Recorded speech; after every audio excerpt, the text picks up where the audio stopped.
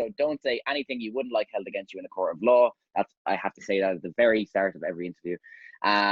Okay, so hello and welcome to In Conversation With. My name is Colin McDonald, and as always, I'm joined by my lovely co-host from Cavan, Mr. Gavin Kelly. How you doing, Colin? What's up? I'm not too bad. How are you doing? What have you spent your day doing so far? Cleaning windows, cleaning the rooms in the house, have some guests coming over, trying to get out of this lockdown, have some people coming over, so cleaning amongst the very grey sky in Cavan. That's what I'm doing. Yeah, very good. I've been drinking all day in Waterford. I'm just gonna admit that from the top in case all day, yeah, in the sun and the rain of beautiful Waterford City in the People's Park, which I think makes me completely ready to talk to our guests at the moment. So joining us today are two of Ireland's premier authors, I would imagine, at the moment. It's Emer McLysaght and Sarah Breen. Thank you for joining us, gals. Hi, thanks for having us. Thanks a million for coming on. So the first question I have for you is, where did we first meet? Oh gosh. Please, Colin, why did you have to bring that up? So girls, go on. One of you tell us where we first met. Specifically, I think it was near the door that leads to the stairs down to the Jacks in Whelan's. Yeah. Me and Sarah used to frequent Whelan's, I would say 5 nights a week back in the early to mid 2000s when we were students and we lived together. But we were there, was it last year, Colin? So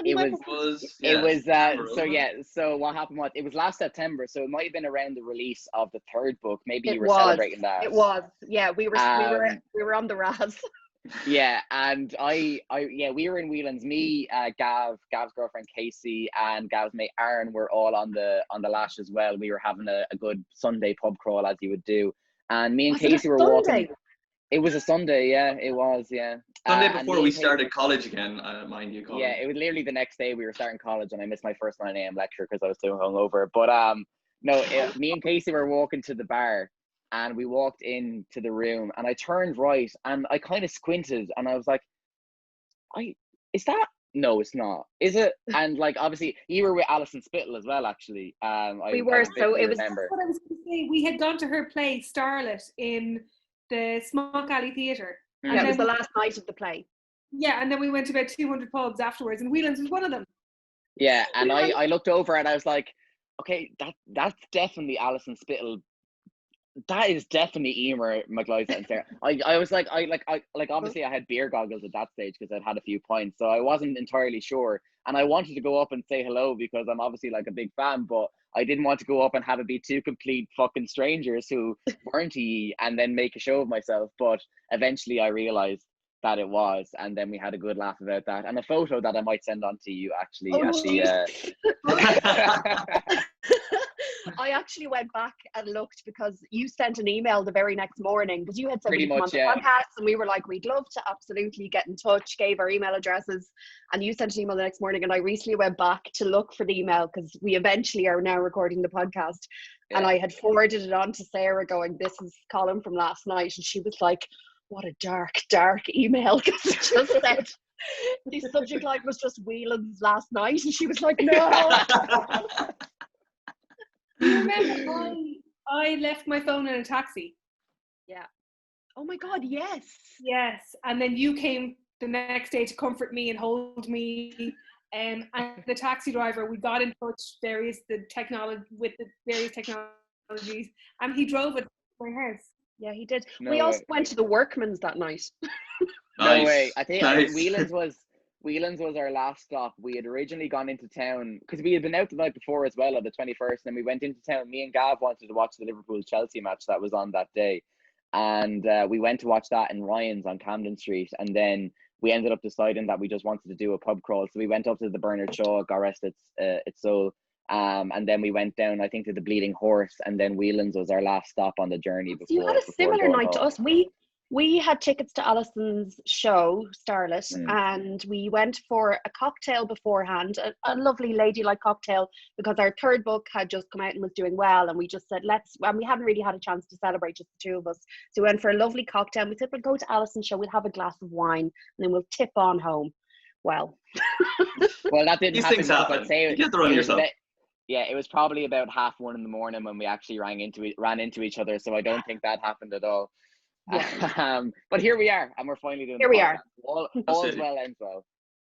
Ladies, so let's go back to the start. Where did the idea of, oh my God, what a complete Ashleen really start? Now, we've heard stories about a Facebook group and then it evolving from that, but can you just give us a rundown of how it all came to be? Yeah, so Emer and I moved in together, and while we were living together, we used to do a lot of the same student-y antics that you guys seem to be doing, and spent a lot of time under blankets, hungover, just shooting the breeze. And we, during all that, we came up with this character. No, we started talking about a certain type of woman that we saw in ourselves on the streets. I used to see her all the time on the Rapid Express bus down home. And she was just this very specific type of woman that we recognized in ourselves and in our friends. And we used to go into this really, really specific detail about her, like acting. No, first of all, she didn't have a name. But it would be like, she does this, she does that, she loves coleslaw, she can believe it's not butter, she goes home every weekend, she, you know, carries her lunch in the battered brown hummus bag. And then one day we just gave her a name, Ashling. Yeah. And Emer made the Facebook group so we could kind of share our little Ashlingisms. Yeah, it was the time, kind of a time before. So this was around 2007, 2008, I think. 2008, I think. And it was before group messaging, before WhatsApp, before group messaging was even a thing. I don't think, did we even have smartphones? I don't think we did. No. God, we're so old. But and so a Facebook group was really the only way to communicate with a group of people at the same time that we could think of. So it was only for our friends, though. It was never meant to be like a public kind of wider thing, and it just kind of grew exponentially as other people kind of sent it on to their friends, and they went, oh my God, yeah, I know 7 of those girls, or I am that girl, or, you know, and it just grew legs kind of slowly but surely. And we rocked then on the strength of the Facebook group, which had about like 40,000 people. Yeah, I think I saw on that Irish Times article that I was mentioning that it had up to recently like 50,000. So I mean, it grew from I think it was 20 was the first, and it was just your friends, to over 50,000 people, which is just insane. And we haven't actually admitted any new members in about 3 years. So there are, I think Facebook only allows 10,000 member requests at any one time. So there are currently 10,000 plus, because we just felt, just after the first book came out and it was becoming a big success, we just had this massive influx of people who wanted to join, but it was just going to dilute the community too much, and we knew that we weren't going to be able to handle it, and we didn't want to have it become like a Facebook group managed by somebody else and, you know, kind of handed off. So we just capped it at the people who were then members, and nobody has joined since. Yeah, do you know what would have happened, Emer, if you had let anybody in? Like, you would have been getting ads for fake Ray-Bans and the like, if you had let like all those tens of thousands requests in, because I've seen it in Facebook groups that I'm opposed of, that you just get spammed with ads for like bullshit. So you're probably right in doing that. You mentioned now that you live together, and you went to Ballier together, Ballyfermot College of Further Education. So that was the meeting point, I assume, yeah? That's where it all happened. That was where the magic started. And you both went to DCU as well, am I right in saying? I went to DCU like after I did my leaving cert. That was my first port of call. Okay. And was there for a year, and then took a year out, and then went to Ballyfermot, whereas Emer went to DCU kind of after Ballyfermot, wasn't it? I went to Trinity after I finished my leaving cert, and, you know, bobbed around there for a while. And then went to Ballier, and then Ballyfermot. But Sarah and I did a higher national diploma in Ballyfermot, but they offer, and because this is so interesting, they offer an add-on degree which is facilitated through DCU. So I got my degree from DCU. Okay.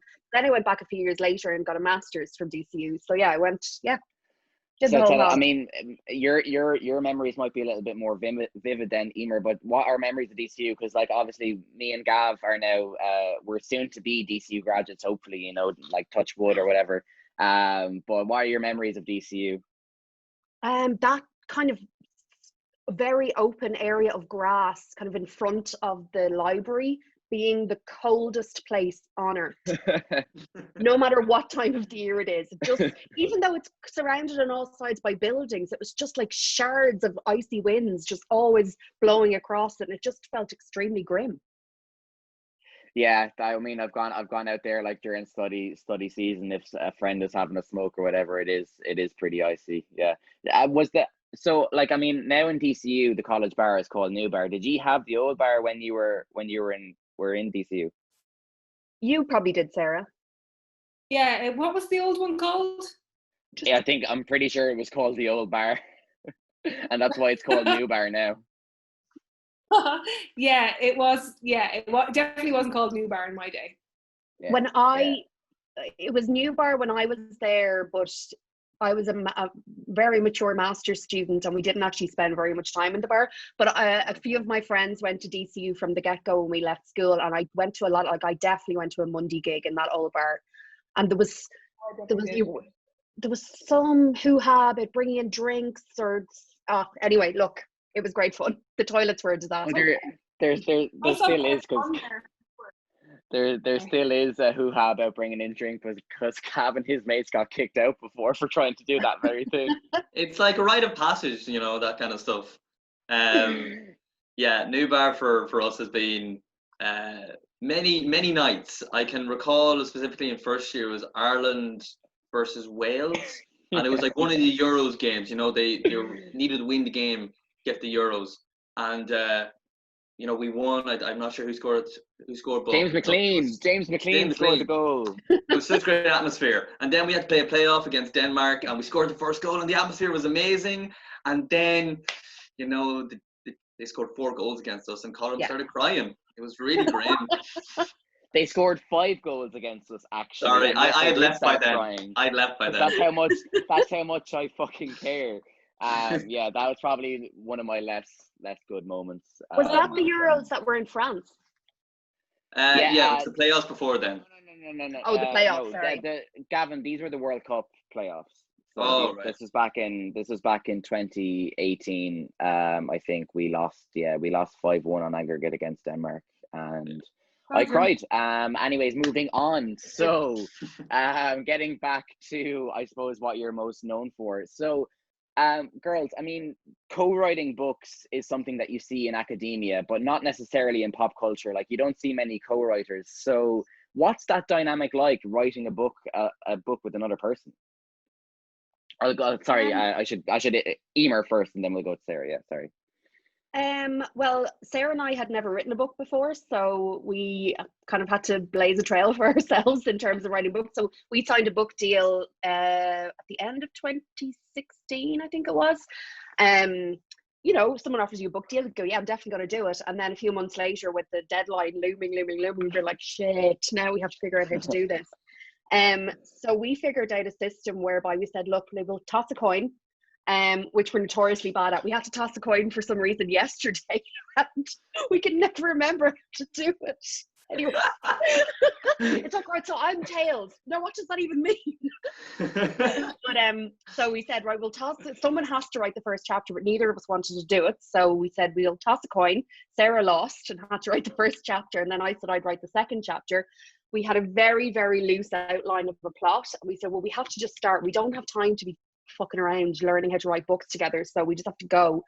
And that's how we started. We just kind of wrote alternate chapters for the first half of that first book, and then if one of us felt we were kind of running with a certain storyline, we might do 2 chapters or 3 chapters, or we might take on a certain plot point. But for the most part, it was kind of writing chapters, passing them back and forth, reading them, learning what new characters Sarah might have introduced or I might have introduced, and kind of going from there. It's like a character like Sive, I feel like maybe Sarah introduced the character of Sive, and I was like, oh, I like the sound of her, I'm going to write a bit more about her. And then she became, I mean, she's still there in book 3, so yeah, so that's like that. Yeah, that's mad. Like, the question perfectly. So yeah, that's fair enough. I mean, yeah, I mean, you're completely yin and yang. So, yeah, no, that's kind of mad though. I mean, like obviously you read chapters that were written previously to kind of continue on the plot point, but I mean, like, did you ever? Sometimes we didn't actually have time to do that. Like, we would just decide how a chapter was going to finish and vaguely what was going to happen in it. So if the other person had a bit more time, you could go on ahead and you're not waiting for somebody else to finish their chapters. And it does sound very chaotic, and other writers can't really accept it that it works, but it works for us. Works for us. That's because you know, our books are written from Ashling's point of view, and me and Emer know this character inside out. Like, we know exactly how she'll react to pretty much anything. Whereas, you know, if you're writing from your own point of view or whatever, you're not, like, nobody else is going to be able to pick up on your thoughts.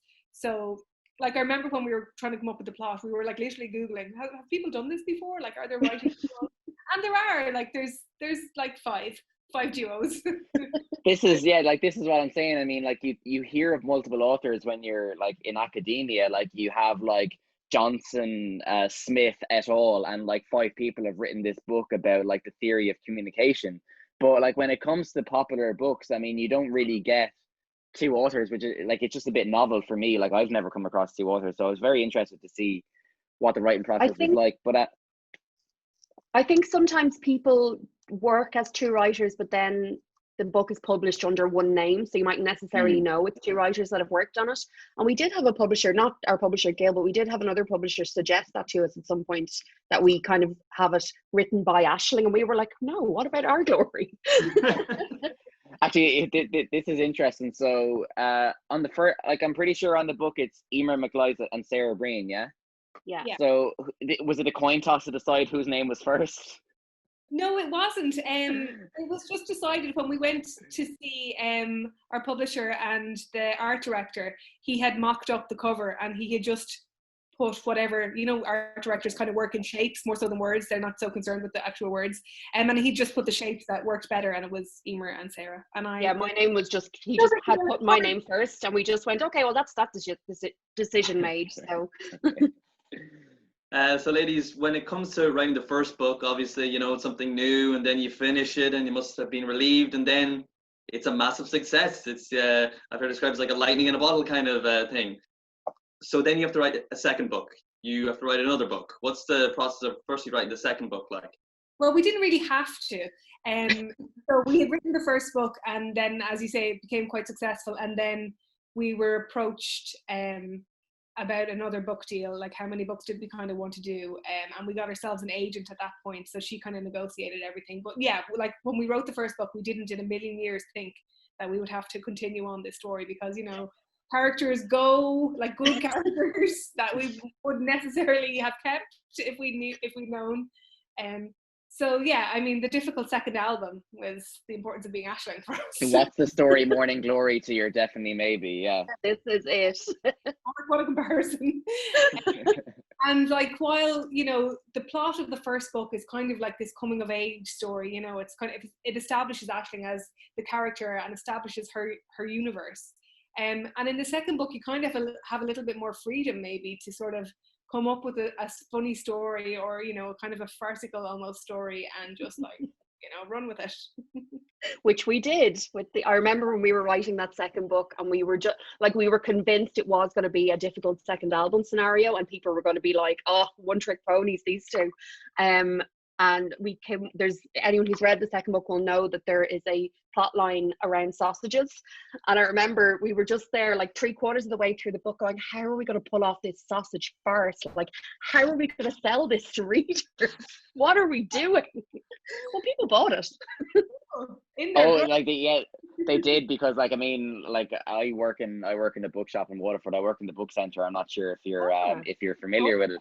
Yeah. But like, I mean, like consistently, because I've been working there for 4 years, so since the first one came out, and consistently when the 3 have come out, like particularly around the time of release, it's literally like every second sale was nearly an Ashling book. So people were lapping up everything that you put down on paper, for sure. And like, obviously exciting news. I mean, it's not so much news, but it's news for us because we've only just gotten you on the podcast. So there's a film in the work, an adaptation. Yeah. So do you want to tell us a little bit about that? How did that come about, and what's the plan at the moment? Well, when the first book became a success, we quickly learned that if you write a successful novel, that then people who make television and film often come knocking because they want to try and buy the rights or adapt it or transform it into something for screen. And that's what happened for us. That was my cat Pip just jumping in the window there. It's very pandemic appropriate. But so we were approached by a good few different TV and film production companies, and Element Pictures was one of the ones we spoke to, and they were the ones that we felt we gelled with the best. They had said some people thought it would make a good TV show, some people, Element thought it would make a good movie. So we ended up signing a deal with them. They bought the rights to the first book, and we have been working on that screenplay for a couple of years now. It's a long and hard process, especially we were complete novices at it, really. So Element have very kindly kind of taught us how to write a screenplay. Brilliant. Yeah, because actually that's an interesting point, because I mean, obviously we've seen even just in recent times, Sally Rooney's Normal People has gone to the TV screen and just done infinitely well. So like you yourselves, you obviously thought that it would work better as a film. Well, we didn't necessarily think that. Like, we were very open to, you know, as Emer says, we're novices, so we were very open to other people's input. But the development executive from Element, Chelsea, really sold it to us as a kind of a big screen thing. And, you know, the more we chatted to her, it was like, okay, yeah, no, maybe we could see this happening. And then she invited us to their Christmas drinks. And so and if somebody knows the girls, if you have drinks there, they're going to be there. Well, yeah, so we went along to that, and we were like, oh, so we're talking to the head honchos at Element, and we're like, you know, we should write this screenplay if we're going to do this. And they're like, oh, absolutely. And next thing you know, there's contracts coming, and like we were more interested in. So you've been to the Oscars. What happens in the toilets? Like that's what we were. You have to pay for your own drink. Yeah, you have to pay for your own drinks if you go to the Oscars. Isn't that mad? Well, they have enough money, in fairness, you know. But it's funny that you mentioned Normal People, because Element Pictures, who we're developing Ashland with, are also the people who made Normal People. Oh, and okay. Chelsea, who we worked directly with, was also very involved as a script editor on Normal People. Okay. So there's quite a bit of pressure in terms of excellent screen adaptations. And so yeah, we're going to try and live up to the hype of Normal People with Ashland. But as with the pressure as well, we also feel like we're in such safe hands. Like that was an incredible adaptation. Like we were absolutely glued to it. We were able to watch the first few episodes before it came out, and we were like, you know, we have a group chat with Chelsea, and we were like, oh my God. We were like, Chelsea, it's really good, and she was like, oh, thank fuck. So yeah, no, we're extremely motivated to make the screenplay the best that it can be. But it's really challenging, as Emer said. Like, you're taking a book that it just has endless, you know, there's any amount of pages in a book, and then you have to condense it into 90 minutes of like good screen, and so that's 90 pages, and we had to change a lot of the plot, and we were writing, we went to all sorts of places with the plot, but now we've come back and it's a bit more like the book now. Ladies, in terms of a lead actress, I know it's a question you've been asked, but you know, with the pandemic, you've had a lot of time to think about who would be the perfect actress to encompass Ashleen. Any ideas? We do get asked this a lot, and people always suggest Saoirse Ronan. She's the first name they suggest. She's too cool to play Ashling, and she's probably a little bit young. I always think she'd be a good 5 if you're listening, Saoirse. We'd love to have you. Yeah, she's a keen listener to the podcast, Emer. Yeah. Don't worry, we have your back on that one. Yeah. We have always said it needs to be obviously an Irish accent. Although Daisy Edgar-Jones did a good Irish accent in Normal People, and she's British. But yeah, we would love to kind of discover or put a brilliant Irish actress into the role. But we genuinely don't really have anyone in mind, which is kind of the boring answer, but I think it'll be a find. The question is, and maybe you don't know, because obviously with the film, the director probably has the biggest input. Will he have much input on actors and actresses in the film? I think so. I mean, from day one, they've asked us for ideas for like cast, director. You know, they, as much as we feel like we're in safe hands, you know, they're big into making it as authentic as it can be, and that's leaning into me and Emer, you know, as the people who know Ashling best. So I don't think that they would go ahead and cast somebody that we were like, no, this just really isn't working for us. Yeah, they've asked us for like they asked us for like a wish list of directors. So we've learned now directors come first and then casting comes. So the director, as you said, is very important. Like, yeah, they asked us for like a wish list of directors, and we were like, okay, well, what about this person, this person? They were like, okay, well, we'll get in touch with their people. And we were like, what? Cool names flying around. Obviously, yeah. I was kind of joking. Yeah, just have to keep it tight-lipped. Yeah. Yeah. Every time we're very invigorated by the whole thing. It's like, okay, this is really happening, and you guys know what you're doing. And to go away from the screen and back to the print, obviously you've signed like there's going to be a 4th and a 5th Ashland book. So how's that going? Have you already started on the 4th one? Any exclusive details? Have you started your college assignments? And My college assignments are done, Sarah Breen. I'll have you know, they've already been submitted. The pressure is on you right now. Sorry, it's a pandemic. How are we expected to work? We started working on the plot for book 4 last year, I think, didn't we? We sat down with our editors at Gill Books and we said, right, we now think this arc is going to finish at the end of book 5. That's where we feel comfortable taking it. We don't want to drag the arse out of it forever. And we sat down and we talked about it. That was pre-pandemic though. But we actually decided that this year we were going to take a little bit of a break from working exclusively on the books. So there won't be a book coming at the end of this year. It'll be coming in 2021 instead. We are working on a different Ashland project at the moment that will be out later this year. Unfortunately, it hasn't been announced yet, so we can't really talk about it, but we think people will enjoy it. We think people will enjoy it as the country starts to get back to normal. We're hoping it'll kind of fill the little Ashling shaped hole in people's lives. But yeah, no, we will be starting to work on book 4 very soon, I'd say, and then it'll be out next year. And we have our little notes apps in our phones. We're constantly making notes, and what about this and what about this. Earlier, and it was like Mart. Okay, what was I on about? I don't think you can be like a creator in the arts field without constantly going to your notes on your phone. Like we've talked to authors, we've talked to musicians, we've talked to like any kind of content creator you can think of, and everybody says like, if you go through my phone and all my notes, you'll see like 10,000 ideas, and maybe 7 of them will actually be made or whatever. But and it's funny actually looking back, like I have this really thick notebook that I've had, I think, since we started working on book 2. And when I look back at some of the ideas, I'm just like, wow, that was cracked. That never made it in. But it's really funny to look back at it and go, God, that was originally the plan. It never went there.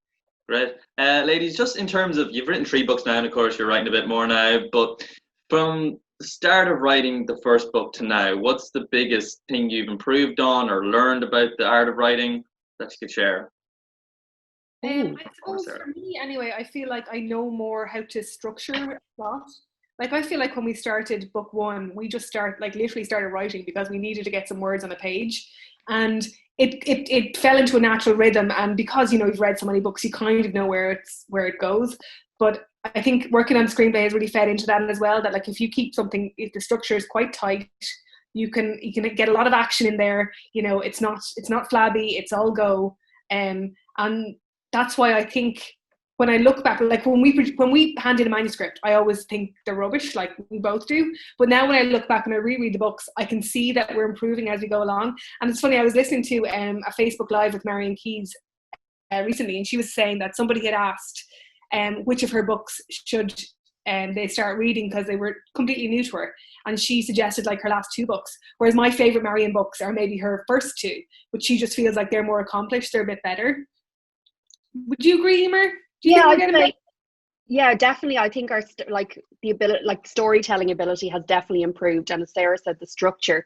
And I think saying a lot in not that many words is something that I feel like we've both probably kind of done well in. Like you don't want, as Sarah said, anything to be flabby, whether it's books or screenplays. So getting across loads of information in a sentence or 2, as opposed to like a very long-winded paragraph, I think is something we've both kind of gotten better at. We've also gotten better at typing a lot of words in one day. We're thousands. Do you have a record day? I think there was a day, Emer, towards the end of book 3. I think you were close to clocking 10,000 words the night before. 10,000 words in a day. Yeah, I did my master's thesis in a week, so I've got form in this area. Wow. That's impressive. And Gav, you have a lot to fucking live up to now, anyways. Yeah. work on Google Docs, which is like, you know, not the most glamorous way. I know there's also like specialist software and stuff, but that's how we do it, and it's worked for us so far. So we're like reluctant to change. But when we're like close to deadline, we will both be in there and we'll just be typing furiously. We'll see the words, you know.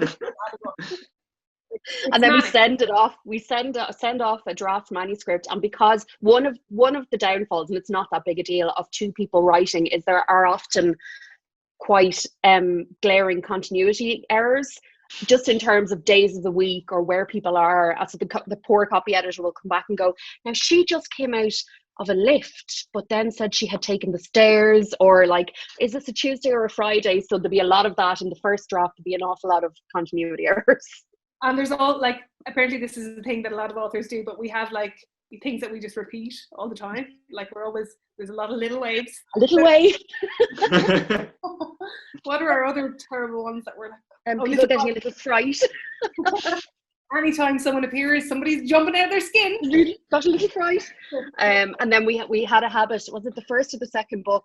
The copy editor came back and she was like, I'm really enjoying this, but there are 7 Sineads. So we're going to have to do something about that. It's really hard to name characters in a book. You run out of names. Colum, Gavin. I mean, like, come on. There's names right here. You know, you can use us anytime you like. Do we have Columns that are Gavins? I can't remember if we probably do. Why don't we have a Gavin? I think, yeah. How about a Gavin? Struggling a little bit with you. Yeah, Gavin, exactly. Gavin. It writes itself, like, honestly. Yeah. And girls, before we go to the return of a famous segment on this podcast, one more question. Have you thought beyond Ashling in terms of other projects that you'd like to collaborate on? Yeah, we have. Sarah sent me a really good idea she had for a TV show a few weeks ago, which obviously I'm not going to divulge here, but we have actually been thinking about other stuff, and I think we would love to continue working together just because it's worked so well so far. So we actually, as we've been working with Element, they have asked us if we have any other ideas for either screen, the small or the big screen. So that's something that's been in the back of our mind, and we have sent each other ideas for films and TV shows. We've talked about things we might want to work on separately, but nothing has come of that. I don't think. Sarah, you're not writing a secret book, right? Oh, sorry. There's nothing happening here. She puts away a notebook, just hiding it behind herself there. Yeah. Yeah, no, that's great. So, like, obviously, yeah, once Ashling does come to its natural end, it won't be the last for sure that we hear of Sarah Breen and Emer McLysaght as a duo. Okay, so it's been a while since this segment has been brought onto the show, Gavin. It's been, I think, over a year since the last time that we were able to incorporate it, but it's back once more. It's all-star Mr. and Mrs. or Mrs. and Mrs. really in this case. But so before we hopped on, or before we started recording anyways, I got the girls to send me in answers to 5 questions about the other person, and now we're going to ask them those questions to themselves and see how well the answers match up. So Gavin, pick your poison. Who do you want to ask first? I'll let you take the first round. Right. We'll ask Emer first, since she was in the chat first. Right, okay. So, yeah, work away, Gav, and I'll tell you, once we hear the answers, I'll tell you how well they actually match up. Okay. Don't be nervous, girls. Don't be nervous. I'm really nervous. Now I'm like, oh God, we should have the music from Who Wants to Be a Millionaire, that just repetitive beat, just to hype up the tension. We might put that in post, actually. Yeah, we might do some post production on this. Okay, Emer, question 1 about Sarah. Traits of the other you'd most like to have. So this is what trait of mine would Sarah like to have? Exactly. Because it's something she's always slagging me about. I think it might be like my Ashling organising skills, specifically something to do with camping or trolley tokens. Okay, now there's a bit of controversy here from the top, because Sarah asked could she change her answer, but I'm going to be kind, Sarah. So originally Sarah's answer was yes, or very organized. So I'm going to give you that, but she wanted to change your answer to you can handle your tequila very well. So I'm going to be very talking kind here. about I'm going to show a bit of leniency here, and I'm going to take your original answer, Sarah. So we're going to say it's 1 for 1. So Gav, fire away with the second question. Question 2. Traits of the others you'd least like to have.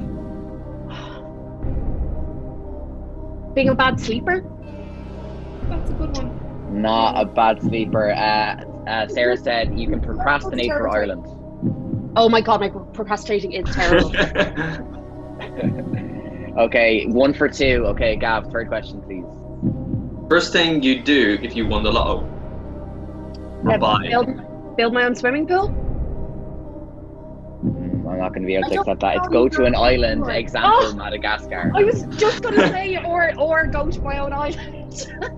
It would have involved swimming. I feel like I should get half a point for that. Yeah. It involves water. We don't do half points. Yeah, we don't do half points. Gav, question Actually, number Sarah, 4. you're dead right, because I am always saying if I won the lotto, I'd bring all my friends to an island. So my bad. You were right, Sarah. I'm not coming now, Emer. Question 4. A song that describes the other person best. This is something I really struggle with, because Sarah and I have a lot of like joint favorite songs, and I don't know, did she pick one of those or did she pick a song I really like? If you knew me at all. Is it Break by No Purple pressure. Blue? It's not. It's Can't Is it Stand Can't Me Stand Me Now. Now by the 14th? Yeah, it is. It was going to be Damn one. it. Do we give it to him, Gav? She did actually say that before I started saying it. Do we give it to him as kind of like a... We'll be generous. We don't do this often. We'll be generous. Okay. Generous. Yeah, exactly. Yeah, we want good scores on our leaderboard. Remember It reflect when more on I us than it asked- will on you. I asked when you asked us to answer these, could I give more than one answer? And that was the question. You did, And okay. I wanted to say Yeah. either Break or Can't Stand Me Now, neither of which I ended up writing down for Sarah. Well, I mean, don't give the game away, Emer. Okay. Okay, Gav, can I have question number 5, please? Okay, Emer. What actor do you think Sarah should play you in a movie? I have no idea. I have no Thinking idea. Irish with this one. I will give you a hint. We're thinking Irish with this one, so do with that what you will. Saoirse Ronan? And there it is. 3 out of 5 for that one. I mean, it was dubious 3 out of 5, but it's 3 out of 5 nonetheless. Thank you. A lenient trip. Yeah, lenient 3 out of 5. Okay, we're going back to Sarah for this one. So, Gav, go on, work away. Traits of the other person you'd most like to have, Sarah. You're going to get any of these right. Is it that I know the weather so well? I know when to watch it. I was going to say that. What did No, I can't give it. She said kindness and bracket and tallness. And that's fair enough. If you've seen Emer and Sarah side by side, Sarah does have a slight height advantage. So, Gav, question number 2. Sarah, traits of the others you'd least like to have. Just realised what you're going to say. I don't know. Is it about tequila? It's not about tequila, no. Oh, when I forgot my passport, that type of thing. Now that I think of it, it's kind of mean. No, it's something that you have to do on a daily basis, Sarah. All the nappies? It's close, yeah. Okay, being a man, brackets, she's fantastic at it. Well, all the nappies, that's basically it, isn't it? The nappies. Sarah has 3 kids. We're skating on thin ice here. Like, I mean, I know we're looking for a good score here, but like we're jumping through a hoop. I don't know. You kind of let Sarah on with that one, Colin. I don't know. Is it Yeah, that's fair enough. Go to Johnny, go. Yeah, well, Okay. I mean, yeah. Anyways, Gavin, question number 3, go on. What does Emer think would be the first thing you'd buy if you won the lotto, Sarah? Handbag? Something that I would also buy. What would you pay for? Oh, an Oasis reunion? Yes! Yes! Yes! I was going to say that, and then I was like, well, there's no way. Like, he won't do it. No, he won't do it. You won't do it. What I offer? I know, but I mean, Sarah. you never know. Sarah, we need to stay strong as Oasis fans, but there will be a reunion. And then me and you can go dance our hearts away to cigarettes and alcohol and champagne supernova one evening. Look forward to it. And every once in a while I get this hope of like, okay, it's going to happen. And then Liam just cannot fucking shut up. No. I know, yeah. Colin, I don't know if you'll enjoy the story, girls. 1 year ago is the anniversary of me and you going to Noel Gallagher in Malahide Castle. Oh, we were there. Yeah. Really? Were you? No. 2 years ago, Liam Gallagher was in Malahide Castle. And I was there. Yeah. Yeah. So we went to Noel Gallagher. Anyways, yeah, go on, go. And look, you know, the day was beautiful at around 3 o'clock, and then we got the bus to Malahide, and then it started pissing rain, and we were getting soaked. But look, Noel came on. He was fantastic. Me and Colin were, of course, a bit jarred. I think that's the theme of this podcast. But basically, I was wearing contacts. Don't Look Back in Anger came on. I started crying. I lost my contacts. And then I was like, where are these new River Island glasses, these sunglasses I got that I look so cool in? They were like €25. I lost them. And then I realized I lost my wallet. Oh God, you lost your dignity. Yeah. And then I meet Colin, and he's like, I lost my AirPods, man. Yeah, because we had gotten separated. So like as we were leaving the gig, we had gotten separated, and we met outside. And I was waiting outside for Gav, and eventually we got reunited. And he had a face on him like a slapped arse, and he had told me that he had lost his wallet and he'd lost the glasses or whatever. And then we were walking down the road back into like Malahide town, and I was like patting my pockets, and I was like, I'm after fucking losing my AirPods, because I had my AirPods in my pocket just from like the journey up to Dublin that day. And in the mosh pit, because a mosh pit had opened up for Holy Mountain, and when we were listening to that, we were all jumping around, and obviously they'd gone flying out of my pocket, and I'd lost them. And then we thought we weren't even going to be able to get a taxi out of Malahide, because obviously if you've ever been to a gig in Malahide, you know that it's impossible to get a fucking taxi. To get the Dart. Yeah, I mean, like the Dart was full, and like we were staying in Glasnevin, kind of DCU area, so it made sense for us to get a taxi. We had to walk about 25 minutes outside of Malahide itself before we could flag a taxi down that it wasn't carrying anybody. Can I ask a question? When you met Gavin, did he tell you that he had cried out his contact lenses, or did you already know that? I don't think it was a subtle cry. Like I wasn't bawling. It was just kind of a You're just weeping. You know? Yeah, weeping. I mean, it was emotion for us all. I mean, honestly. Yeah. I cried at Slane the last time they played. Yeah. Don't rub it in that you actually got to see them live, Sarah. I actually got my wallet back the next day. Someone at the gig found it, and I went to, where did I go? Lucan Garda Station, and I collected it. So beautiful. Look, I didn't look back. Yeah. Fuck off, Gav. That was the worst thing ever. Question Sarah, number 4. Last question. No, it's not. No, it's not. It's question number 4. It's question number 4. Oh, sorry. The song that describes the other person best. Remember I said I went literal? Yeah, take this very literally. Yeah, there you go. Yeah. By who? You have in brackets, Emer. Yeah, you have in brackets. So who are you saying it's by, Sarah? Lizzie? Yeah, okay, that's the better version. I was gonna say, that's the better version. No, remember an Irish artist. Oh, Declan. Declan O'Rourke. Yeah, no, the Tin Lizzie version is a fantastic song, I must say. Anyways, Gab, final question as we wrap up here with the girls. Last question. Actor in a movie. Who does Emer think you'd play, or would play you? This person isn't really an actor, but anyway. But not an actor, that's good. Has you ever been in front of film? Yeah, in front of a camera.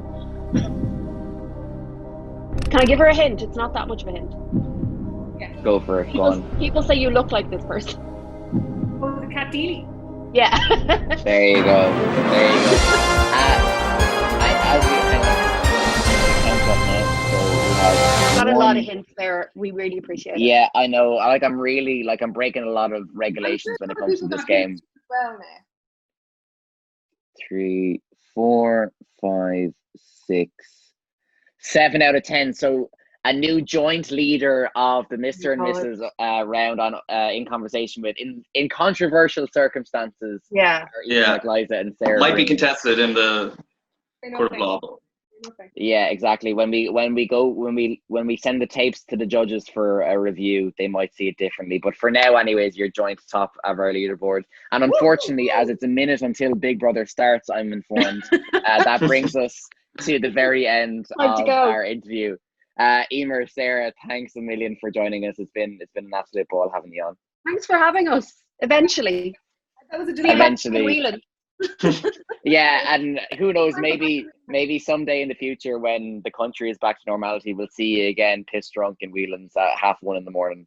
Sarah is a mother. How could you say that? Sorry, Right, I'll edit that bit out. Sorry. Thanks a million, girls.